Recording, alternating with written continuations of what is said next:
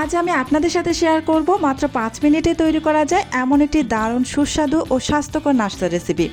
এই রেসিপিতে কোনো তেল লাগবে না, উপকরণও খুবই সাধারণ আর খুব কম তেলে এবং ঘরে যা থাকে তা দিয়েই সহজেই বানিয়ে নিতে পারবেন।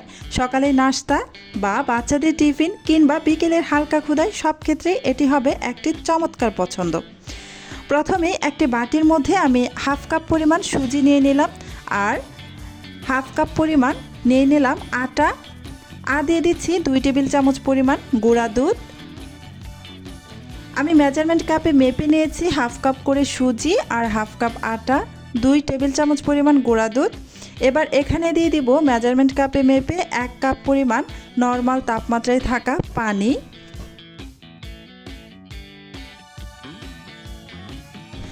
এবার একটি কাঁটা চামচের সাহায্যে খুব ভালোভাবে সমস্ত কিছু একসাথে মিশিয়ে নেব।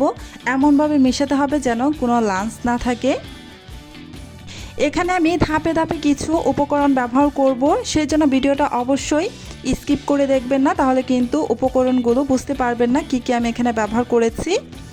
এই যে এবার ঢেকে রেখে দিব প্রায় 10 মিনিটের মতো। 10 মিনিট পর ফিরে এসেছি, ঢাকাটা সরিয়ে নিলাম।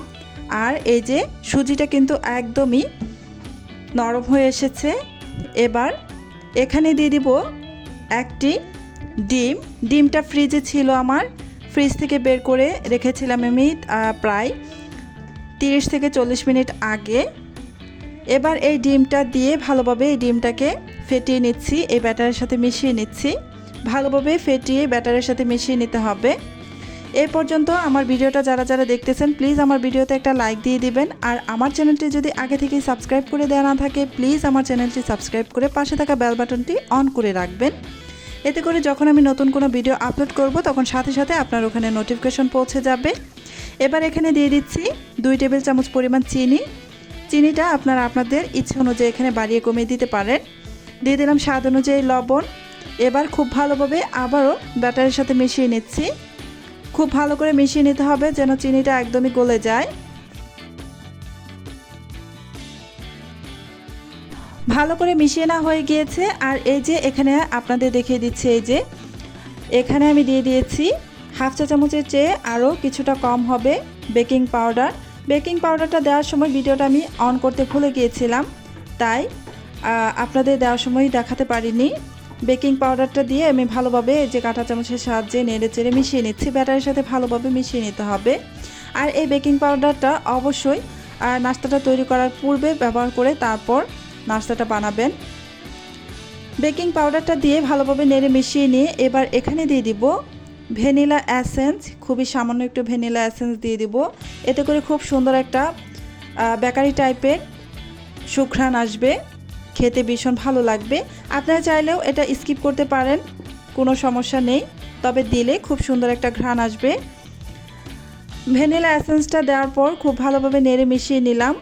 এবার চলে যাব এই নাস্তাগুলোকে আমি বানানোর জন্য চুলায়। আর এই যে একটা গোল চামচ নিয়ে নিলাম আর ব্যাটারের ঘনত্বটা আপনাদের দেখিয়ে দিচ্ছি। এই যে ব্যাটারের ঘনত্বটা এরকম হবে।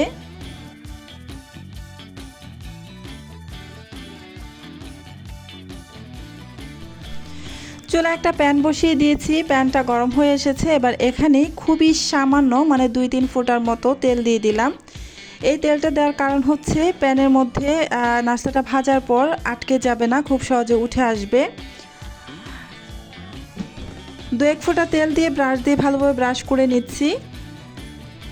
আর প্যানটা যখন গরম হয়ে এসেছে তখন আমি এখানে দিয়ে দিচ্ছি 1 চামচ পরিমাণ ব্যাটার। আমি গোল চামচের সাহায্যে 1 চামচ ব্যাটার দিয়ে দিলাম।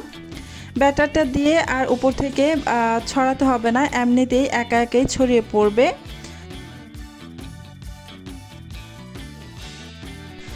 এবার ঢেকে দেব কয়েক সেকেন্ডের মতো। খুব বেশি সময় লাগে না এই নাস্তাটা বানাতে, একদমই কম সময়ে এই নাস্তাটা বানিয়ে নিতে পারবেন। কয়েক সেকেন্ড পর ঢাকাটা আমি সরিয়ে নিচ্ছি। এই যে উপরের দিকটা কিন্তু হয়ে গিয়েছে। এবার আমি একটু উল্টে দিব। উল্টে পাল্টে দুই পাশে হালকা একটু সোনালি কালার করে ভেজে নেব।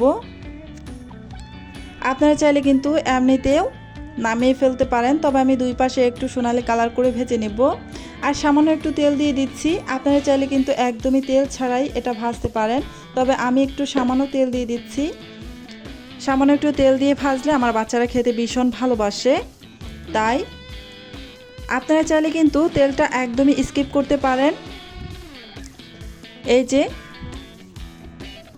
দুই পাশেই খুব সুন্দর হালকা সোনালি কালার করে ভেজে নিয়েছি। এবার এটাকে নামিয়ে ফেলবো।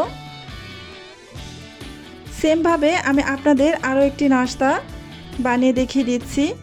প্যানের মধ্যে কিন্তু এ পর্যায়ে আর তেল দিইনি, এমনিই আমি 1 চামচ ব্যাটার দিয়ে দিলাম একটি গোল চামচের সাহায্যে। ব্যাটারটা দিয়ে ঢাকা দিয়ে দিলাম কয়েক সেকেন্ডের জন্য।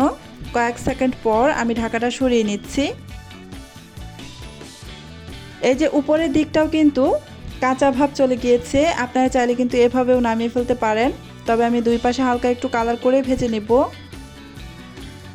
উল্টে দিলাম। এবার এখানে সামান্য একটু তেল দিয়ে দিব। আমি আবারও বলছি, আপনারা চাইলে কিন্তু একদমই তেল ছাড়া ভেজে নিতে পারেন। সামান্য তেল দিয়ে আমি দুই পাশে হালকা একটু কালার করে ভেজে নিচ্ছি।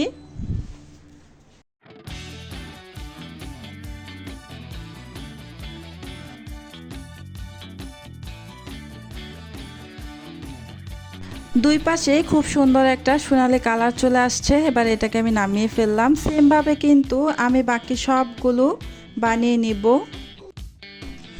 দেখতেই পাচ্ছেন খুব অল্প সময় এবং একদম খুবই সামান্য তেলে তৈরি হয়ে গেল আজকের অসাধারণ সুস্বাদু নাস্তার রেসিপি। যারা কম তেলে বা স্বাস্থ্যকর নাস্তা খেতে পছন্দ করেন তাদের জন্য এই রেসিপিটি সত্যি দারুণ একটি অপশন। সকালের নাস্তা, বাচ্চাদের স্কুল টিফিন, অফিসের টিফিন কিংবা বিকেলের হালকা ক্ষুধা, সবসময় এই নাস্তাটি খুব সহজেই তৈরি করে পরিবেশন করতে পারবেন। আমি আশা করছি আজকের রেসিপিটা আপনাদের ভালো লেগেছে এবং আপনারাও বাসায় অবশ্যই একবার ট্রাই করে দেখবেন। যদি রেসিপিটি বানিয়ে থাকেন তাহলে কেমন হয়েছে তা কমেন্টে অবশ্যই জানাবেন। আপনাদের প্রতিটি মতামত, ভালোবাসা এবং পরামর্শ আমাকে নতুন নতুন রেসিপি নিয়ে আসতে উৎসাহ দেয়। আজকের মতো এখানে শেষ করছি। আল্লাহ হাফিজ।